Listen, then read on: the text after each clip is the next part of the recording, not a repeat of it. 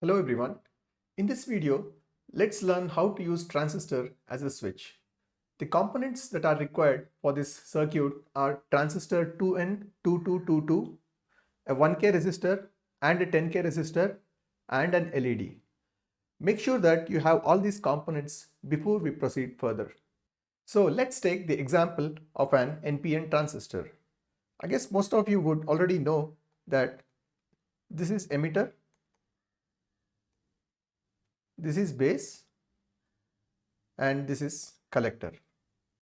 The transistor 2N2222 that we have selected is an NPN transistor. Now let's go ahead and have a look at the pinout of this transistor.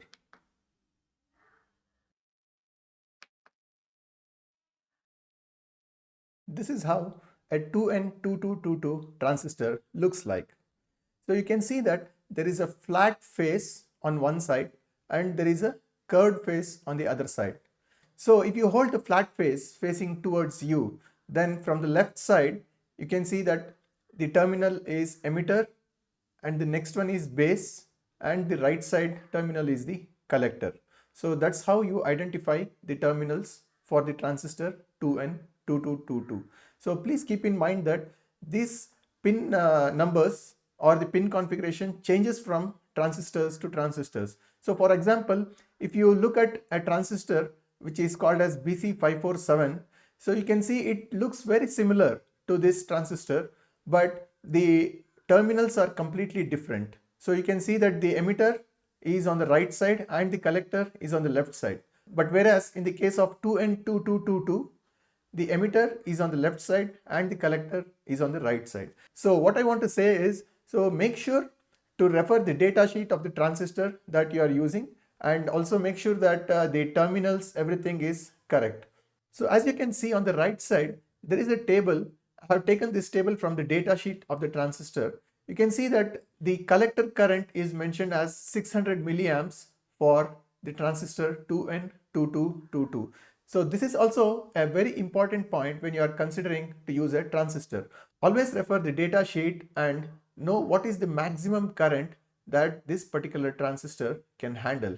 So if you look at the transistor BC547, you can see that the maximum current it can handle is 100 milliamps, whereas the transistor 2N2222 can handle current up to 600 milliamps.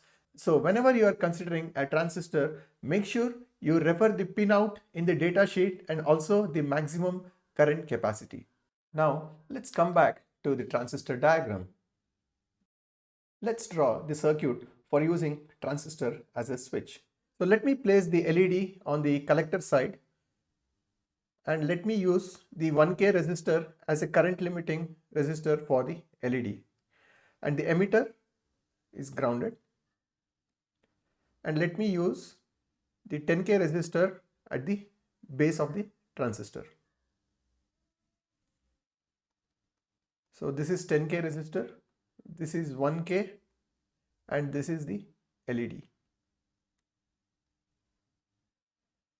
And the other end of the 1K resistor goes to plus 5 volts.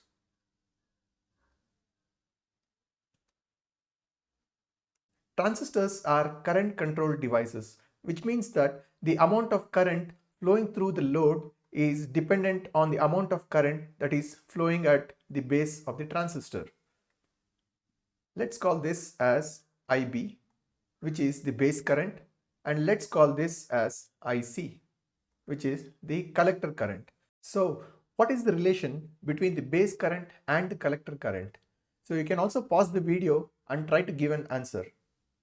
The equation goes like this. IC equals beta times IB. So you can see here that the base current which is flowing through the transistor and the collector current is given by this particular equation. So what is this beta in this equation? So beta is nothing but the current gain of the transistor. So for example, if 1 milliamps is flowing through the base, then let's say the beta value is 100, then the corresponding collector current will be 100 milliamps. So you can see that transistor is also acting as a current amplifier. So you can pass a very small amount of current in the base, and a high amount of current, which is the collector current, will be passed through the transistor. So you can note that along with transistor as a switch, it also acts as a current amplifier. You might ask the question, why should we use transistor as a switch when we can directly turn on and off from a microcontroller pin? Before we answer this question, I would like to ask you, most of you have Arduino Uno with you now. So what is the maximum current capacity of your Arduino Uno pins? So can you answer what is the maximum amount of current that each pin of your Arduino Uno can drive? So the answer is each pin of your Arduino Uno can drive a maximum amount of 40 milliamps, and it cannot drive more than that. If you try to draw more current than 40 milliamps, you might end up burning the device and your device will be no more usable. So in situations where you want to drive higher currents than the capacity of your Arduino pins or any of the microcontroller pins, then that's where you're going to use a transistor. You cannot drive the higher loads like 200 or 300 milliamps directly from your microcontroller pin. So that's where you're going to use transistor as a switch, and from the microcontroller you're going to draw a very minimum current, which is the base current, and the corresponding collector current will be taken care by the transistor. So this is an overview of how to use transistor as a switch. Let's go ahead and rig up the circuit and understand further. So this is the transistor 2N2222. As you can see that when you place the flat side facing towards you, from the left side it is emitter, base and collector. So let me go ahead and place this on the breadboard. So now the bottom side is the emitter and the middle pin is the base and the top side is the collector. Let's make the connections on the collector side now. As you can see that the LED, which is this is anode and this is cathode. So the cathode is connected to the collector terminal and the anode is connected to the 1K resistor. Let's go and make these two connections on the breadboard. The longer terminal of the LED is the anode and the shorter terminal is the cathode. So now let's place this on the breadboard such a way that the cathode terminal is at the collector junction and the anode terminal is towards the resistor.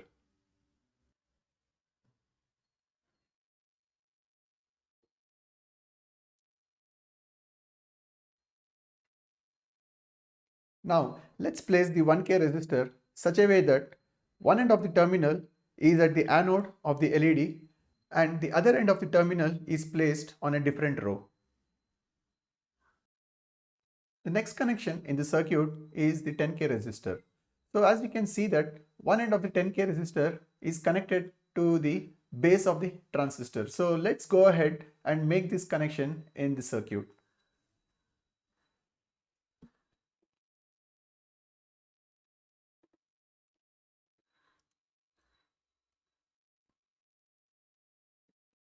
Now we are done with placing all the components on the breadboard. So the remaining connections are giving the power supply, which is 5 volts, and making the ground connection and also providing the input voltage. So let's go ahead and make these connections now. First, let's make the emitter as ground.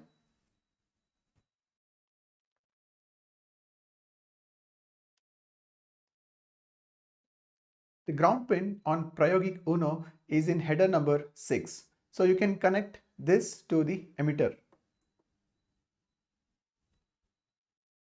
The next connection is we have to supply 5 volts to the circuit. So you can see that in header number 4 of Prayogic Uno, there are 2 pins to supply 5 volts. So let's make use of these 2 pins and provide 5 volts to the circuit. So you need to connect this pin to the other end of the 1K resistor. So now at this point we are done with the connection of ground and the power supply, which is 5 volts. The next connection is we have to provide the input voltage to the circuit. So to provide the input voltage, what we are going to do is we are going to take the var v pin which is in header number 1. So if you see in header number 1, you can see a pin which is named var v. So basically this also stands for variable voltage, and we can change the voltage through this potentiometer. So let's take a wire and connect var v to the 10K resistor.